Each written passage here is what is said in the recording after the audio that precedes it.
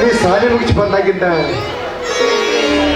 ಪೂಜೆ ಪುರಸ್ಕಾರ ಎಲ್ಲ ಮಾಡ್ತಿದ್ದೀರ ತಾಯಿ. ಆ ದೇವ್ರ ಹತ್ರ ಏನು ಹಣ್ಣು ಕಲ್ತ್ಕೊಂಡಿಯ ತಾಯಿ? ಮೊದಲು ದೇವರಿಂದ ಸಾಧಿಸಬೇಕಿತ್ತು, ಆಮೇಲೆ ನಾನು ಆ ದೇವರ ಹತ್ರ ಏನಂತ ಕೇಳ್ಕೊಂಡೆ ಅಂತ ಎಲ್ಲವನ್ನ ನಾನು ಗೊತ್ತಿರ್ತೀನಿ.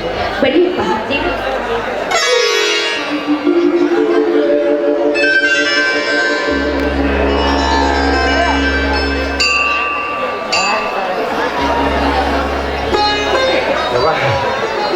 ಈಗಾದ್ರೂ ಹೇಳು, ಆ ದೇವ್ರ ಮುಂದೆ ಏನು ಕೇಳ್ಕೊಂಡೆ ಅಂತ ಹೇಳವ.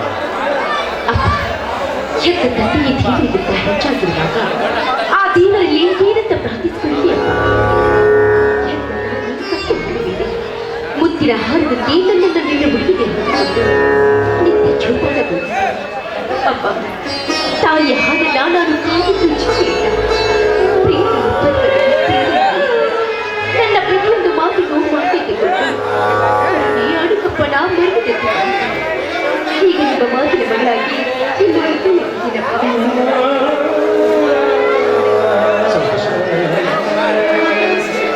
ನೀ ಹೇಳು ಮಾತು ಕರೆ ಐತಿ. ನಿನ್ನ ಮುಂದೆ ಸಾಕಾಕ ಒಂದು ಕಾರಣವೂ ಐತಿ. ನೀ ಭೂಮಿ ಬಿದ್ದ ತಕ್ಷಣ ನಿನ್ನ ನನ್ನ ಕೈಯಾಗ ಕೊಟ್ಟು ಯಾ ಶಿವನ ಪದ ಸಾಯಕ್ಕಿಂತ ಮುಂಚೆ ನಿಮ್ಮವ್ವ ನನ್ನಿಂದ ಭಾಷೆ ತಗೊಂಡು ಹುಟ್ಟು ಮಗು ಗಂಡಾಗಲಿ ಹೆಣ್ಣಾಗಲಿ ಕಷ್ಟದ ಕಣ್ಣಲ್ಲಿ ಕೈ ತೊಳೆಯದೆ ಅವಳು ಸುಶಿಕ್ಷಿತಳು, ಸೌಜನ್ಯಳು, ಸ್ವಾಭಿಮಾನಿಗಳು ಆಗುವೆ ಬೆಳೆಸರಿ ಅಂತ ಅವಳು ಬಡವರ ಮಗಳಾದರೂ ಇನ್ನೊಬ್ಬರ ಕೈ ಒಡ್ಡಬಾರ್ದು ಅಂತ ನನ್ನಿಂದ ಭಾಷೆ ತಗೊಂಡು ಶಿವನ ಪಾದ ಸೇರಿದಳು ಆ ನಿಮ್ಮವ್ವ. ಆ ನಿಮ್ಮವ್ವನ ಆಶೆ ಹಂಗ ನಿನ್ನ ಚೊಕ್ಕು ಚಿನ್ನದಾಗ ಕಣ್ಣಲ್ಲಿ ಕಣ್ಣಲ್ಲಿ ಜೋಪಾನ ಮಾಡಿ ನಿನ್ನ ಮಗಳ ಜೋಪಾನ ಮಾಡಿ ನಿನ್ನ ಕಣ್ಣಾಗ ನೀರು ಬಂದ್ರ ಈ ನಿಮ್ಮ ಅಪ್ಪನ ಕಣ್ಣಾಗ ರಕ್ತದ ಬರ್ತದೆ.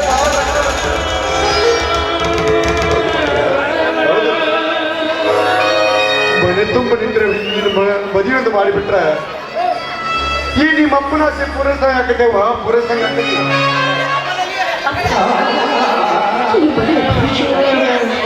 ನಿನ್ನ ಆಯುಷ್ಯವನ್ನೇ ಮುಡುಪಾಗಿಟ್ಟಿಲ್ಲಪ್ಪ. ಹೆತ್ತ ತಾಯಿಯನ್ನ ಕಳೆದುಕೊಂಡ ನನ್ನ ಅನಾಥ ಮಕ್ಕಳು ನಿನ್ನಂತ ಹೆತ್ತಪ್ಪನನ್ನ ಪಡೆಯಬೇಕಾದ್ರೆ ಅವರು ಪುಣ್ಯವಿರ್ಬೇಕು ಅಪ್ಪ, ಪುಣ್ಯವಿರ್ಬೇಕು. ಪ್ರಾಯದ ಮಕ್ಕಳಿಗೆ ಪವಿತ್ರ ಮಂದಿರ ಸೂತ್ರವನ್ನ ತೊಡಗಿಸಿಕೊಂಡು ಮುಂದಾಗಿದ್ದೀನಿ ಅಪ್ಪ. ಈ ಮನೆಯ ಮಾನವಂತರ ಮಗಳಾದ ಮುತ್ತೈದೆಯ ಶಿಖರ ಹೊತ್ತು ಹೆತ್ತವು ಸರಳನೆ ಯಾವ ಕುತ್ತು ಮಾಡಿಕೊಂಡ ಗಂಡನಿಗೆ ಸತಿ ಸಾವಿತ್ರಿಯಾಗಿ ಬಾಳ್ತೀನಿ ಅಪ್ಪ, ಸತಿ ಸಾವಿತ್ರಿಯಾಗಿ ಬಾಳ್ತೀನಿ ಅಂತ ನಿನಗೆ ಮಾತು ಕೊಡ್ತೀನಿ.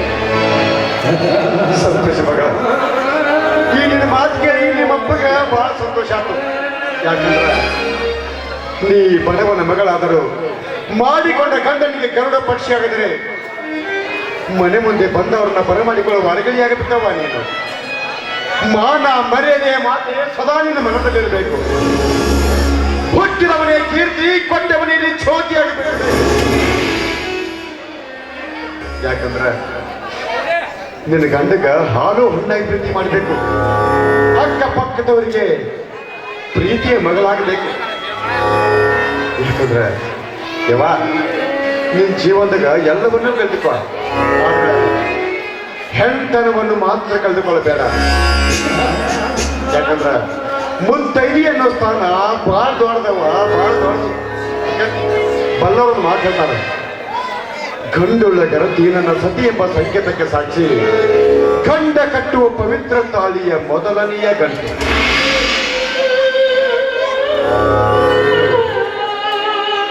ನನ್ನದು ಎನ್ನುವ ಈ ಮನೆ ಮಂದಿಯ ಮನನೋಯಿಸುತ್ತೆ ನಡೆದುಕೊಂಡು ಅವರ ಸುಖ ದುಃಖಗಳಲ್ಲಿ ಭಾಗಿಯಾಗಿ ಅವರ ಸಂತೋಷದಲ್ಲಿಯೇ ನನ್ನ ಸಂತೋಷವನ್ನು ಕಾಣೆಂಬ ಕಟ್ಟಳೆಗೆ ಗಂಡ ಕಟ್ಟುವ ಪವಿತ್ರ ತಾಳಿಯ ಎರಡನೆಯ ಗಂಟು.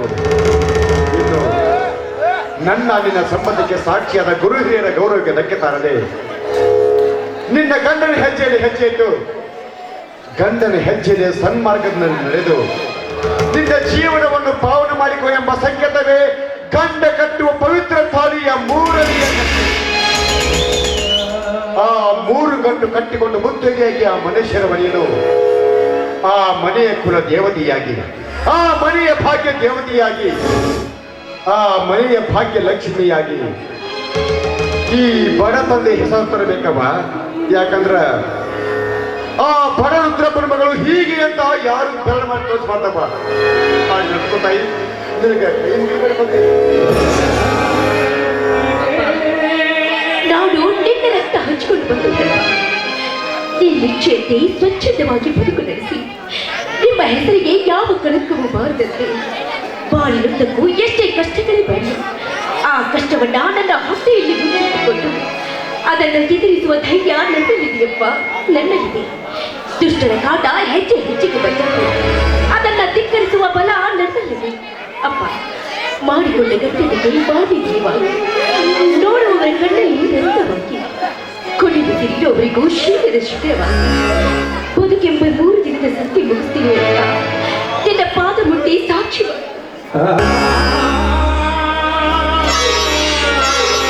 ಎದ್ದೇಳು. ಈಗಿನ ಮಾತು ಕೇಳಿ ಬಹಳ ಸಂತೋಷ ನಿಮ್ಮ ಅಪ್ಪಗ. ಬಹಳ ತಿನ್ಬೇಕಾದ ಹೆಸರು ನಿಂದು. ಆ ಹೆಸರನ್ನ ಅಳಿಸ್ಕೊಳ್ಳೋದು ನಿನ್ನ ಕೈಯಾಗೈತೆ ಮಗ. ಕೊನೆದಾಗ ಮಾತು ಹೇಳ್ತೀನಿ,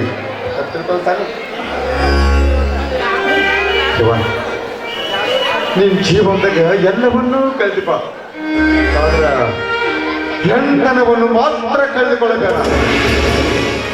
ಯಾಕಂದ್ರ ಹೆಣ್ತನವನ್ನು ಕಳೆದುಕೊಂಡ ಹೆಣ್ಣು ಕಸಕ್ಕಿನ ಕತ್ತಗಿದ್ದಲು ಲೇಸು ಅಂತ ಹೆಣ್ಣು ಹೆಣ್ಣಾಗಿರದೆ ಮಸಲಿಗೆ ಹೋಗುವ ಹೆಣ್ಣಾದ್ರೆ ಎಷ್ಟೋ ಲೇಸವ, ಎಷ್ಟೋ ಲೇಸು. ನೀನು ಬಡವನ ಮಗಳು, ನನ್ನ ನಂಬಿಕಸ್ಥ ಮಗಳು. ಯಾಕಂದ್ರ ನೀನು ಪರದೇಶಿ ಮಗಳಿದ್ದಾಗ ತಾಯಿನ ಕಳ್ಕೊಂಡೆ. ತಾಯಿನ ಕಳ್ಕೊಂಡು ಈ ಹೆಣ್ಣು ವ್ಯಭಿಚಾರಿಂದ ಒಬ್ರು ಕೈ ಮಾಡಿ ನೋಡಬಾರ್ದು. ಆ ಜೀವನ ಮಾಡ್ಕೊಯ್ಯಮ್ಮ, ಆ ಜೀವನ ಮಾಡ್ಕೊಂಡು ನಿಮ್ಮ ಅಪ್ಪನಿಗೆ ತರಬೇಕ ಮನೆ.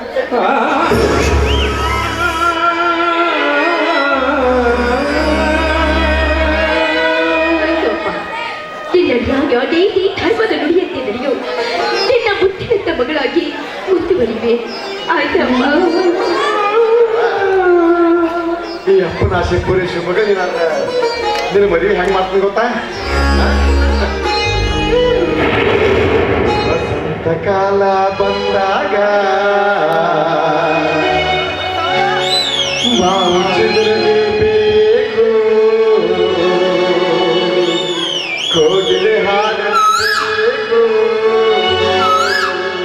ಕಂಕಣ ಕೋಡಿ ಬಂದಾಗ ಮದುವೆಯಾಗಬೇಕು ಮಂಗಲ ಭಾಗ್ಯ.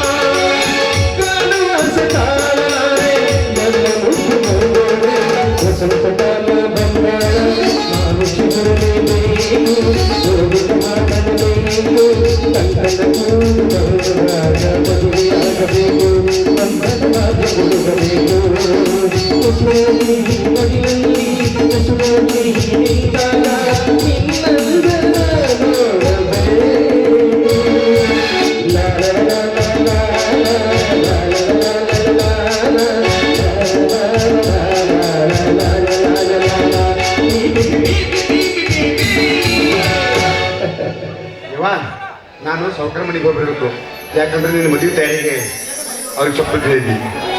ನಾ ಹೋಗಿ ಇಷ್ಟು ಬರ್ತೀನಿ, ಮನೆ ಕಡೆ ಸೊಪ್ಪನವ. ಸರಿಯಪ್ಪ.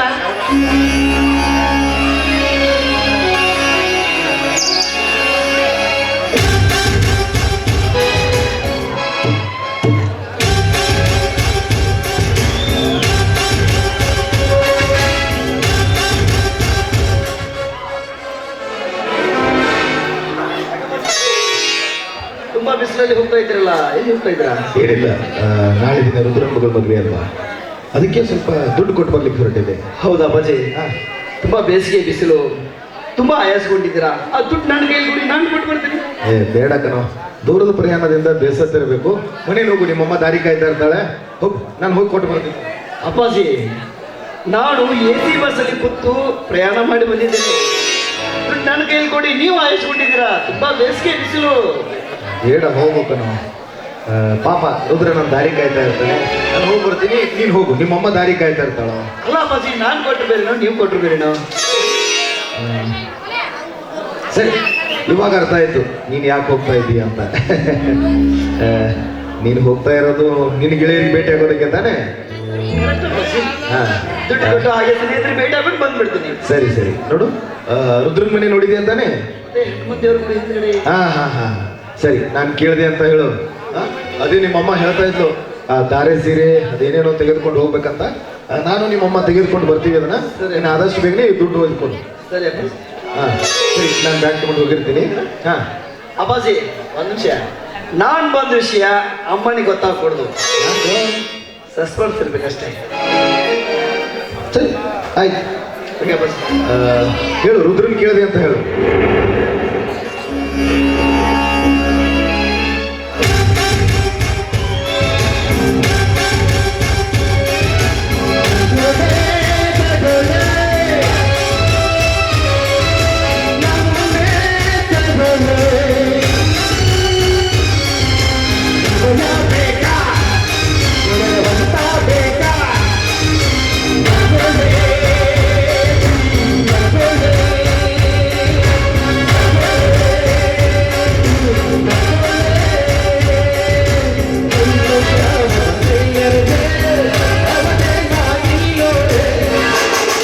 ಸ್ವರ್ಗದಲ್ಲಿ ಆರೋಹಣವಾಗಿ ಕುಳಿತಿರುವ ಬ್ರಹ್ಮ ಒಳ್ಳೆಯ ಮೋಡಿಯಾಗಿದ್ದಾಗ ಎಂತಿದ್ದವನು ಸೃಷ್ಟಿ ಮಾಡಿದನು.